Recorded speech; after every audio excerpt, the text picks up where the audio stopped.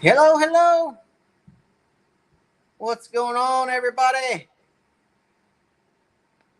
Hope everybody's doing well.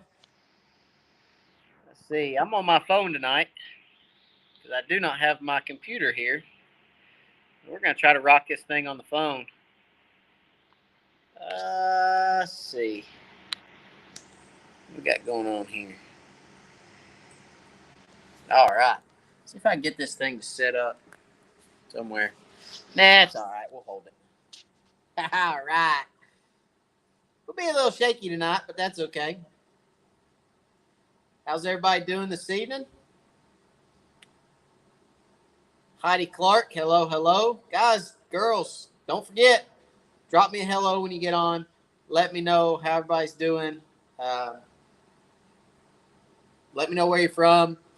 I always like to say hello to you guys, figure out where we're reaching to, and just enjoy seeing the comments. And I'm trying to warm you guys up for questions. So if you have any questions, comments, concerns, or anything in between, please feel free to let me know. Drop a comment, and I will do my best to answer any and all questions. So not just fishing questions, electronics questions, boat questions, any kind of comments or questions that you guys have. We are open to hearing those, and hopefully I can answer some of those for you guys tonight. So don't forget, no question is a dumb question. The only dumb question is the one not answered, okay, or asked. So I'm not going to say I can answer them all, but we'll try, okay? We'll try. So again, welcome. I hope you guys are doing well this week. I think we missed you guys last week, so I'm kind of catching up, playing a little catch up, but that's okay.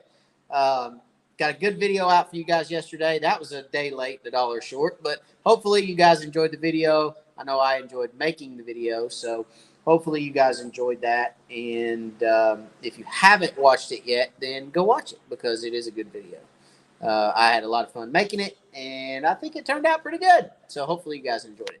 All right, let's see who all is on tonight. Heidi Clark. Hi there, Matt. How are Laura and the boys? Laura and the boys are doing well. Everybody seems to be doing well right now. Heidi, thank you very much for asking. Brantley did have, Brantley had to have surgery last week, was it? I believe it was last week. That's part of the reason that I missed you guys is because he had surgery. Tonsils and adenoids are now gone, so we've been dealing with that for the last little bit. But he's right as rain now. He's doing good, and he's back on his feet and just as horrible as ever. So everybody's doing well. Thank you for asking. Gordon Petit Fishing, what's up? What's going on, buddy? Heidi Clark.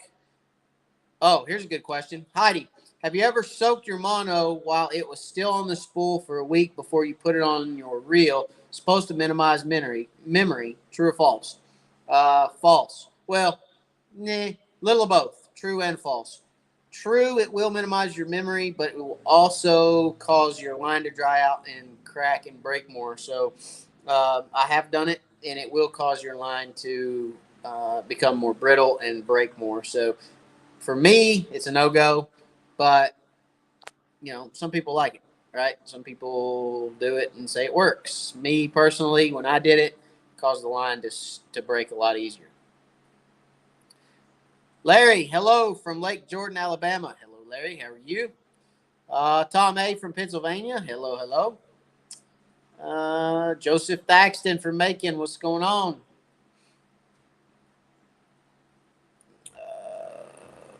Todd says, hello, Matt and the Wired fam. What's going on, Todd? Johnny Coots, good evening, everyone. Hello, hello.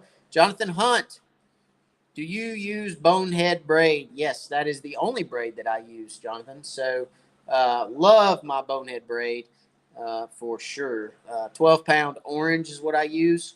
If I use braid, that is the braid that I use. Yes, sir.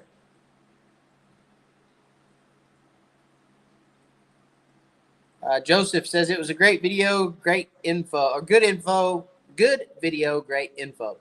Thank you, buddy. I appreciate it very much. It was a lot of fun. I enjoyed doing it. Have you guys noticed that I have a drone now? So I now have a drone, and I'm learning how to use it. It's a little challenging, but nothing that we can't figure out. So Really enjoy using that for sure. Heidi, Matt, thank you for your honest answer. You're welcome, Heidi. Jim Schrock from El Paso, Illinois. What's going on, Jim? Joel Nash in the house, everybody. What's up, Joel? He says, what's up, Mr. Zenas? And hello, everyone. What's going on? Inshore Fishing says, hello, Wired fam. Here from Hinesville, Georgia. What's going on?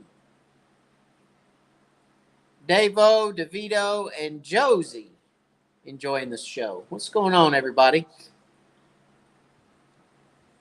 Hello, hello. Johnny Coots, how much does the Thermocline? Huh? You're going to have to explain that one, Johnny. I'm not sure what you're talking about. Maybe I'm missing it. Kenny Sparks, evening, Matt from Alabama. What's going on, Kenny? Jonathan Hunt, are you fishing the Dale Hollow Shootout? Yes, Jonathan, I will be fishing the Dale Hollow Shootout. I am also a director for that event, but I will be fishing, yes. That was a stipulation that I had when they called and asked me to be a director. I said, yeah, sure, if I can fish it. If I can't fish it, then no, I won't be a director. So they're like, no, we want your input. We want, we want you to be a part. We just, but you can fish it. And I said, well, then sure, yeah, I'll fish it. So the answer to that question is yes, I will be fishing the Dale Hollow Shootout, and I will be helping with that event as well. Mark, hello, Matt. Sure is hot here in East Texas. Saw Sarge sitting on the bank under the trees drinking iced tea with a crappie today. Yeah, there you go. I bet you he sweats. Good Lord, I bet you, Sarge. If he's on here right now, I bet you he looked funny sitting underneath the tree, sweating to death, drinking iced tea. That's pretty funny. I talked to him a little bit earlier, as a matter of fact, Mark, and we had a good laugh about a few things earlier today. So great conversation with him, and he's a good guy sometimes, kind of, a little bit. I was almost a little mad at him because he put a banana in my boat at the Watts Bar tournament. So the Watts Bar tournament, he put a banana in my live well, and I was almost a little mad with him until I realized that I was hungry, and I ate it, and it was really good. And then I wasn't mad at him anymore. So, and then I won an hour and won $1,750 or $1,250. What was it? It was over $1,000. And I wasn't mad at him anymore after that. So thank you for the banana, Chris, and better luck next time, my friend. He tried to do me in, so he tried to do, but it didn't work. Larry, I was going to ask if the drone was new. I have one too. It is new, so I got it. I don't know. I got it a couple months ago. I've been playing with it, trying to figure it out, and just learn how to fly the daggum thing. And then, there's a learning curve to them to get decent video that you can use. There is a little bit of a learning curve, and believe it or not, they don't have that long of a flight time. Mine. I had to get the one, obviously, that I can fly without the license and all that, and having to register with FAA and all that crazy stuff. That seemed a little overkill to me. So I got the it's a DJI Maverick Mini 2, I believe it is, or Maverick, the Maverick Mini 2. So it doesn't have to be registered and all that good stuff. But it does great video, as you guys saw. I mean, it really does a really good job. But the battery life on it's only like 25 minutes. So believe it or not, 25 minutes is not long when you're flying a drone. So, and you really only get about 20 because it'll want to try to come home by itself with enough battery to make it home by itself. So you really don't get a whole full 25 minutes. But anyway, I've been enjoying it. It's a lot of fun, and it's pretty cool. I think I've got some pretty decent video with it. So, yeah, it's pretty neat.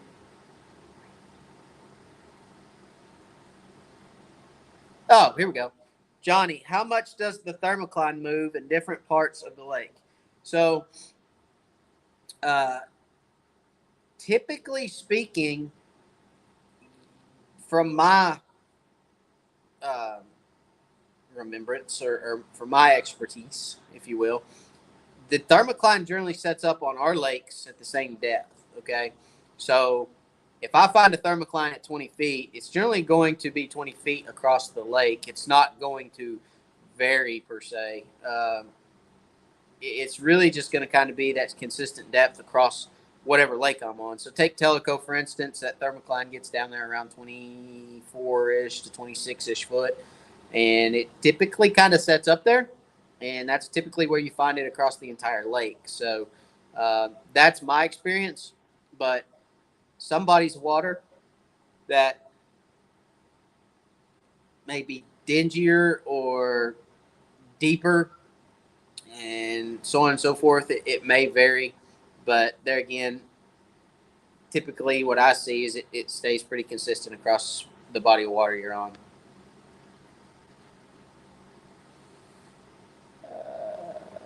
Steven says, hey, Matt and Wired Fam from Holly Springs, North Carolina. What's going on, Steven?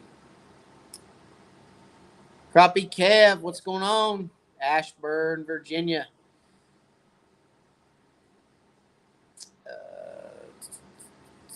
Joseph, did you tie directly to the braid in the video you made? The last video I made, no, I had a leader tied on. It is a vicious fluorocarbon, 100% fluorocarbon clear leader, 3 to 4 foot long that I tie to my braid with a uni knot.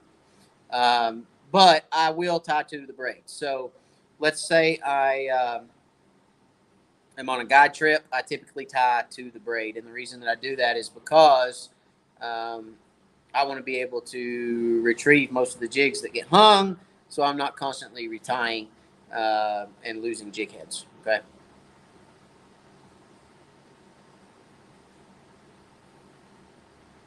Tim Zink, where in Salina will the expo be held at the Dale Hollow Shootout? So the expo will be held at the Expo Center, is what they call it, actually, in Salina. I do not know the address for that, Tim, but it is the Expo Center in Salina. More will be released on that. We'll get an address. For the Dale Hollow Shootout, if you go to Midwest Crappie Alliance Facebook page, you can look at everything there. That's where all your updates will be. All the info for the expo will be on there, okay? And that is where you will need to keep up and watch for that address, okay? But it will be updated on there. I don't know it right off the top of my head. It's in my emails, but I can't go look at it right now. Mark, you can always count on Sarge to have something on his boat to eat. Well, I wasn't going to call him fat. You called him fat. I wasn't going to go there, but since you went there, yeah, that's true. He probably does. You know, he doesn't like to get hungry out there on the lake. So, and he'll watch this and call me probably, but that's okay. But yeah, he typically has stuff to eat. So, anyways, oopsies. Did I lose you guys for a minute? Am I back? Am I alive? Am I still rolling? Yeah, it says I am. Cool. All right.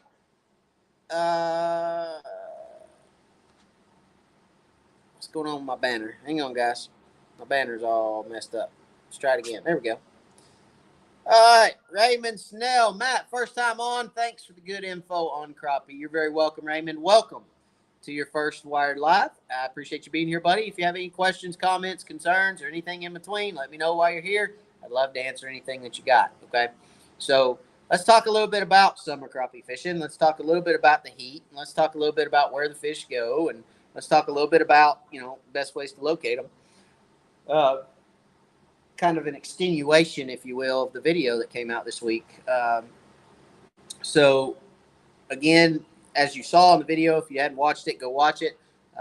The depth finder that I showed you guys on the video, you're wanting to stay close to those creek channels, those river channels. You're wanting to stay right there. A question on the video, one of the questions or comments on the video was, how far will you get off that creek channel or off that river channel? Not more than about 20 yards is no more than I like to go. I mean, I like to go just far enough where if there's something, 10, 15, 20 feet off the creek channel ledge, that I'll find it, because a lot of times fish will sit on that. But I typically don't go more than 20 or 30 yards either side of the creek channel in the summer. I like to stay, a lot of times, for the sake of being able to show you guys the creek channel, I was going across the creek channel.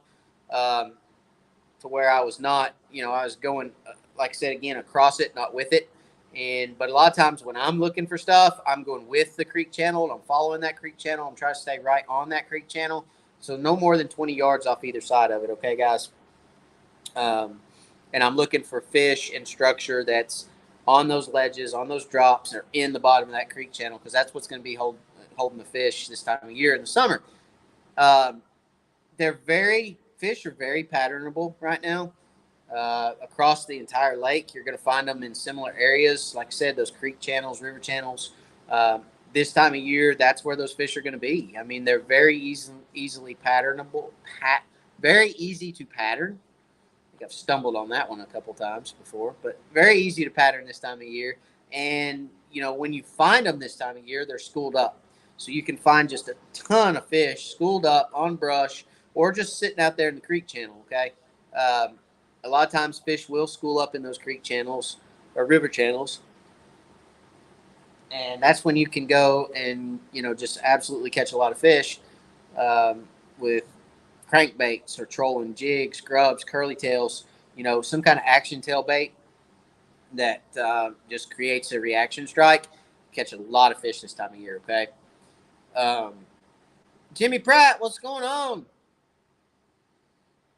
Thank you, Heidi. Joel Nash says, I have a feeling the crappie won't be safe at Dale Hollow with the new Merc. Yeah, well, we'll see. I don't know.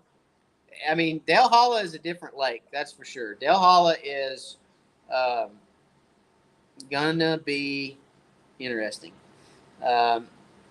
It's very, very clear. It's deep. There's gonna be 150 boats on it for 3 days.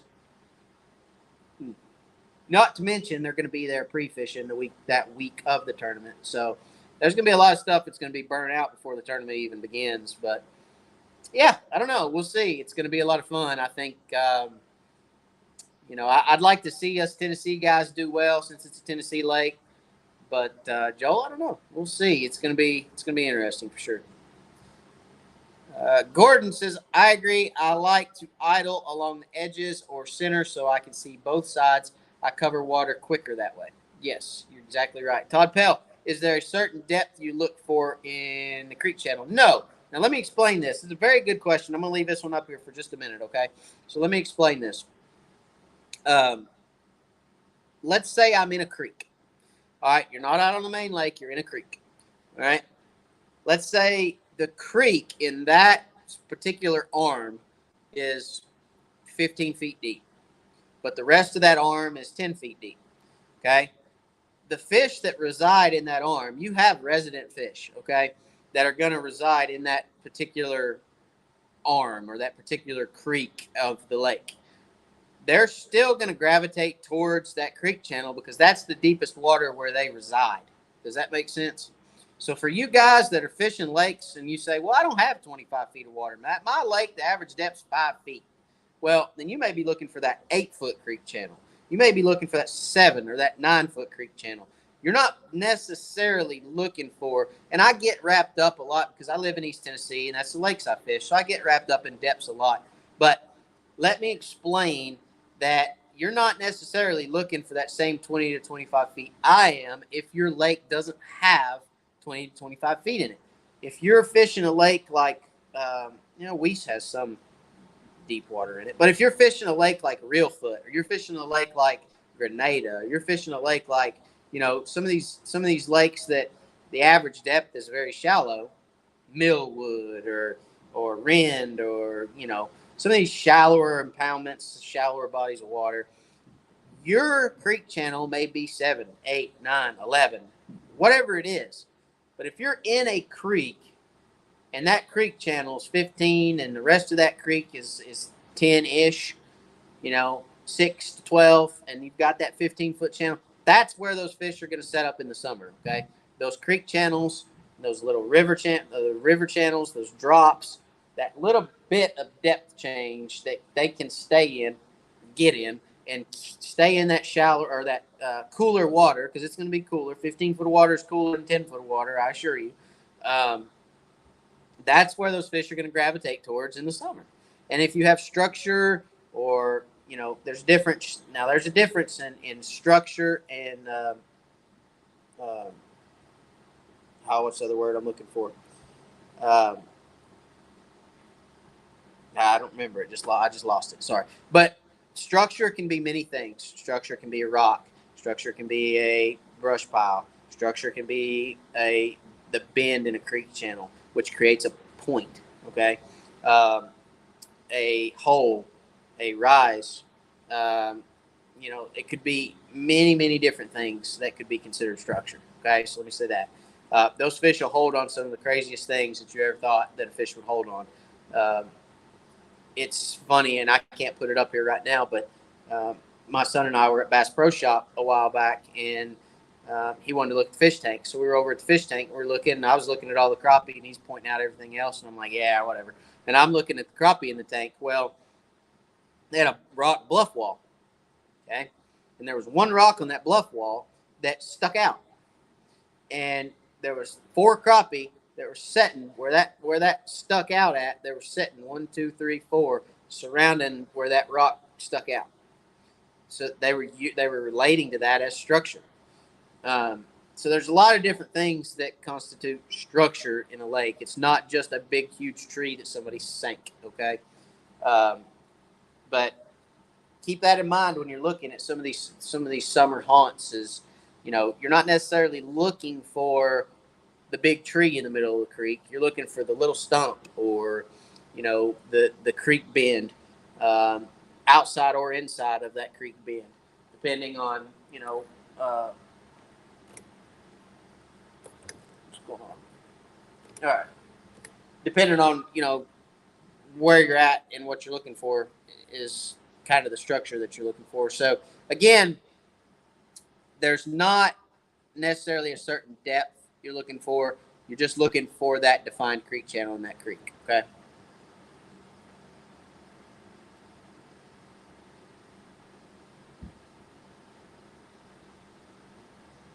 Travis, what you just described is Lake Moultrie on Santee Cooper. Lake Marion is deeper on average by 10 feet. You can be from one lake to another in 10 minutes by the canal. Great question and great answer. Thank you, buddy. I appreciate it. That's what we're here for, to try to help. Um,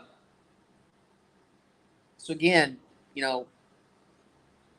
run those creek channels, run those river channels. The way I approach summer fishing, okay, is deep to shallow. So, but again, that's relative to the creek that you're in. So let's say I go to Telco Lake and I put in at Clear Creek, okay, I'm going to work my way from the outside of that creek in, because more than likely you're going to find those fish out deep this time of year. And as you work your way in, you're going to come across fish quicker than if you would go to the back of the creek and work your way out. Now, if I'm somewhere like Del Hollow, very clear, very deep, I'm going to work my way from the backs of the creeks out, because it's going to get deep quick. Okay. And there's going to be a lot of fish that stay shallow or stay further back in the creeks, not shallow, but further back in the creeks, because that lake drops off a lot quicker. So I don't necessarily have to be all the way out at the mouth of the creek. I can find that deep water that they need back further in the creeks. Does that make sense? So it really depends on the way your lake sets up. It depends on what type of water you're fishing, what depth of water you're fishing, and what the conditions are. Now, on a lake like Del Hollow that's extremely clear, those fish are going to reside deeper in general year round, because light penetration, crappie use shadows to ambush prey, just like any other fish, just like bass or catfish or anything else. They'll set in the shade, set in the shadows, set in that deeper water and that darker water, so that they can ambush bait fish, right? That's why crappie gravitate towards docks a lot of times. I've said it before, I'll say it again. Docks are like their own little ecosystem. They have cover. That was the other word I was looking for. Structure and cover are two different things. There we go. So, funny how stuff just comes back to you. Anyway, the the docks are like their own little ecosystem. They have cover for the fish. They have security for bait fish. They've got shade. They've got cooler temperatures in the summer because of the shade. They've got warmer temperatures a lot of times in the winter because of the black floats of a floating dock will heat up and it'll cause that upper surface or that upper section of water right underneath that dock to warm up because the sun's warming up those floats and that surface temp will rise. So you got a little warmer water in the winter, but docks also the algae and things that grow on docks attract attract bait fish. Bait fish attract big fish, right? So a dock is like its own little ecosystem, and that's why docks are so great for crappie. Okay, let's see what we got here. Brother Keith Pierce, do you have any tips for Melton Hill? Yeah, drive to another lake. I'm just kidding. I'm just kidding. I'm just kidding, Keith. I'm just kidding. Melton Hill's a great lake. Melton Hill, the Clinch, Norris feed Melton Hill. Melton Hill, the upper end of Melton Hill stays very cold most of the year because of the water coming down from Norris and the Clinch. And, I have a love-hate relationship with Melton Hill. Melton Hill has crappie in it, a lot of crappie in it, but do have a love-hate relationship. If I could give you any tips for Melton Hill, it would be this, okay? Melton Hill is probably one of the, or it is, the lake that most fishes like a river in East Tennessee. That lake is mostly river and fishes like a river. Okay. So by that, I mean your outside river bends, the outside edge of all your river bends, on your deep side, bluff side of your river channel bends. Look for blowdowns and structure on the deep side of your river channel bends, and you'll find crappie. Okay.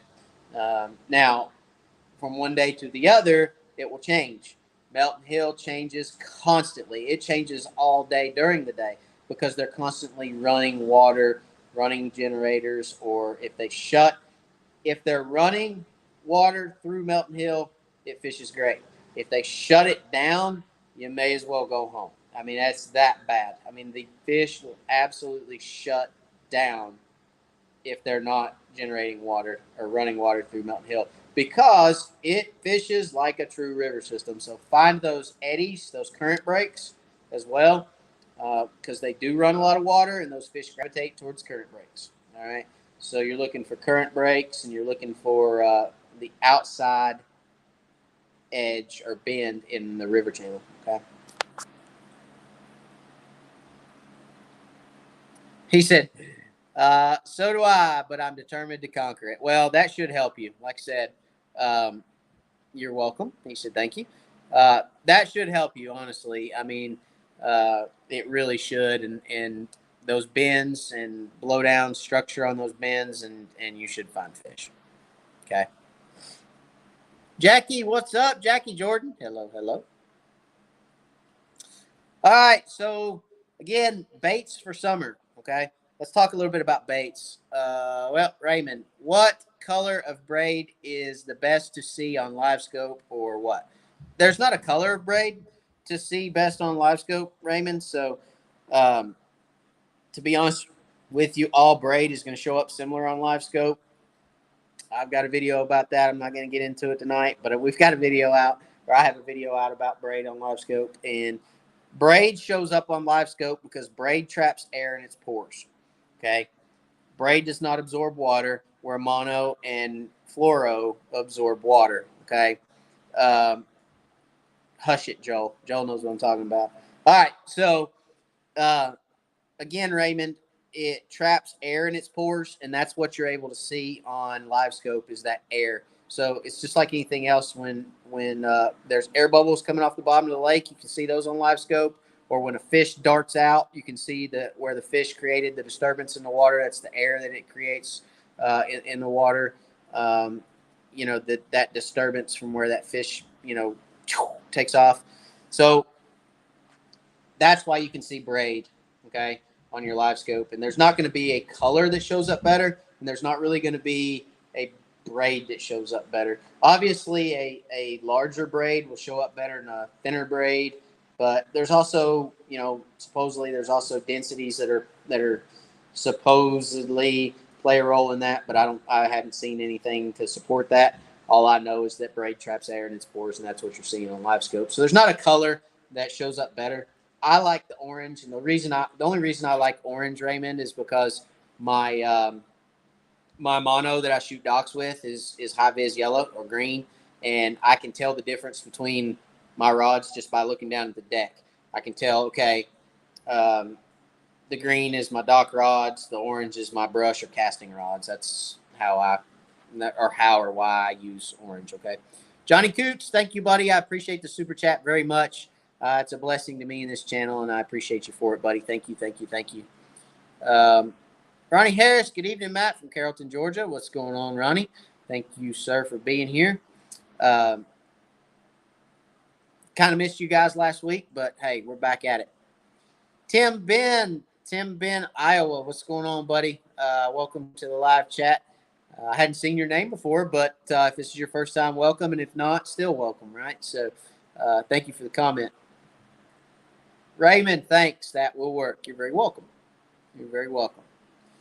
So, like I was saying, baits for summer. Just about any bait is going to catch fish in the summer. Fish are active. They're feeding. Late summer. I'm talking like August, okay? That's late summer for us. Late summer is August, 1st of September. Mid-August to mid-September is kind of my minimum, okay? That's kind of when I go back to minnows. Fish are just extremely lethargic. They're wore out. The temperatures are been in the upper 80s, surface temperatures, upper 80s, sometimes low 90s. And those fish just get wore down from that heat and from lack of oxygen because there's not as much oxygen in the lake when it's hot, okay?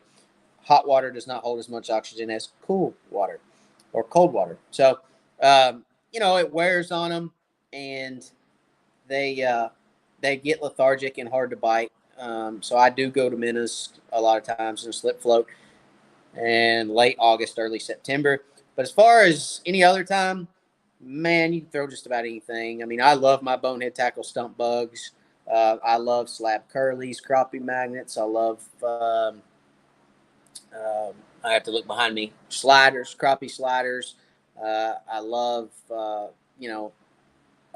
panfish assassins and jiffy jigs and my hair flies. I really like my hair flies in the summer because it's just a very low profile. Marabou breathes, so it gives it a lot of action when you have to slow down and dead stick in the summer. But I need to update my hair flies because I've started using a lot of 1/8 ounce and 1/4 ounce jig heads, especially in the summer when you're fishing deep.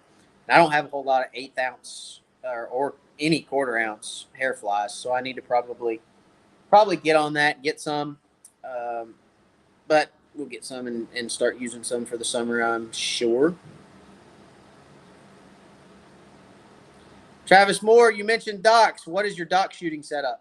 So my dock shooting setup is a ACC crappie stick 6-footer, okay, with a Fluger Try-On size 25 reel and vicious mono, high vis mono, 4-pound test.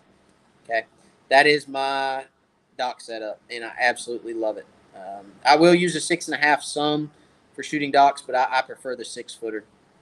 I think the backbone is just right on a 6-footer, where the 6.5 is a little bit whippy. Not bad, but a little more whippy than the 6. The 6.5 is, obviously, it's a little longer, and I prefer the 6-foot ACC for sure.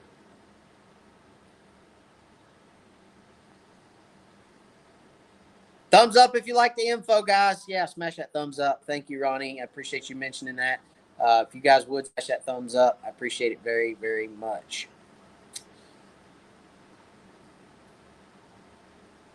Let's see. All right, guys. So we've been on about 35 minutes. I think we're going to call it because my phone is telling me that it only has 5% battery life left. So I think we're going to call it for this evening. I appreciate each and every one of you again for being here. Probably will do a live again next week. I'm going to have a lot to talk about next week. So probably have a live next Wednesday as well. So you guys watch out for that. As always, I appreciate each and every one of you for being a part of the Wired fam. If you did not see the video this week, please go watch that video. Let me know what you think. Hope you guys are enjoying it. We're doing a lot of trying to do some different stuff, get back into teaching like I love to do. I love to just teach and help you guys catch fish. So got a little bit back into that. Tom A, real quick, tried your crankbait setup with 2-ounce weights. Worked great. Will not go back to 100 feet of line out again. Thanks, Tom. I appreciate you, buddy. I know it's great when you have those weights out and you can actually control your crankbaits and you can turn and you can do everything you need to do. It's just like, never going to do long lining again. This is where it's at. So glad you were able to use that. And thank you for letting me know. I always love success stories. That's what I'm here for. So thank you for letting me know, Tom. I appreciate you very much. But guys, don't forget, save yourself some money on the discount codes. Roll across the bottom of the screen. If you did not catch those discount codes, rewind and catch those discount codes that are coming across the screen right now. Crappie Cove, ACC, Bonehead, Fishing Specialties, and Stowaway Mounts. Make sure you save yourself some money. Everybody have a great week. We will see you guys next week. And as always, guys, God bless. We'll catch you on the next one.